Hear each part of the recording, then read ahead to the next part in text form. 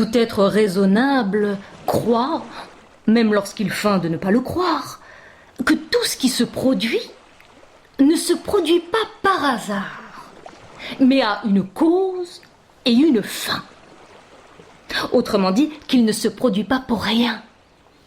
Pour les uns, c'est l'évidence. Pour les autres, la providence. Il y a une inintelligence devant pour les uns et une intelligence derrière pour les autres.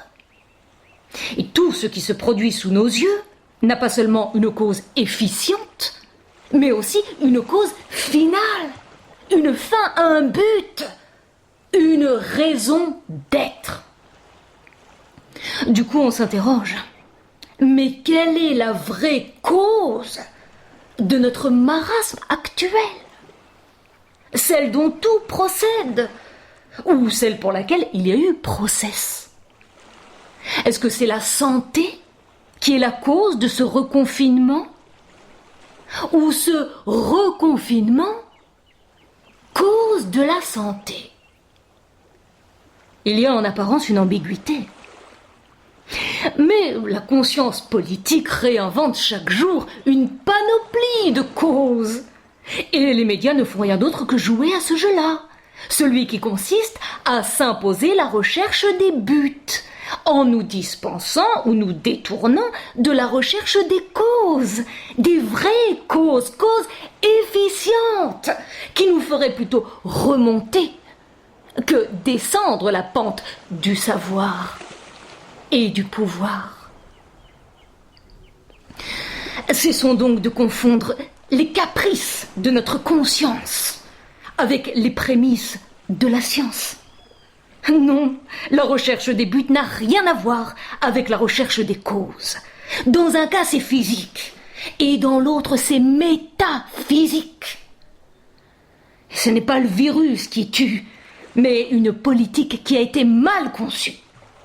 Pour mille et une raisons, même si nous n'en avons retenu que la dernière, celle qu'on espère, ou celle qui nous désespère, la vie.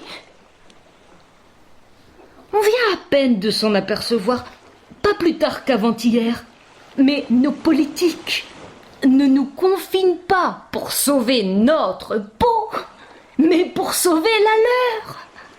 La santé.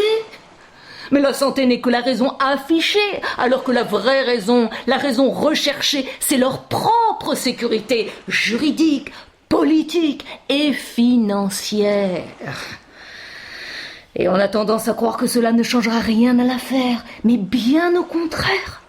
Leur vanité s'avérera in fine encore plus nuisible à notre état de santé. Pour nous empêcher de vivre, ils nous interdisent de mourir.